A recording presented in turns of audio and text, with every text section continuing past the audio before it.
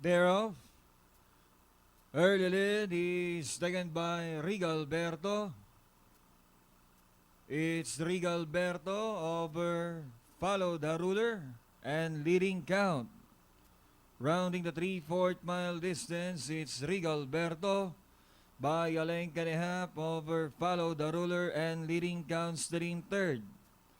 About to pass the half mile, it's Rigalberto by about 3 lengths over Follow the Ruler and leading count remains in third.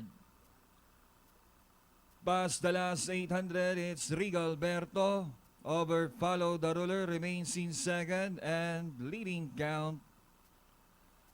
Rounding the fourth turn, it's Rigalberto.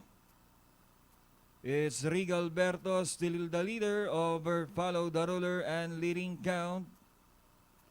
Towards the last 400, it's Rigalberto by some 4 lengths over Follow the Ruler and remains in third is leading count as they turn for home. It's Rigalberto over Follow the Ruler and leading count. Down to the finish.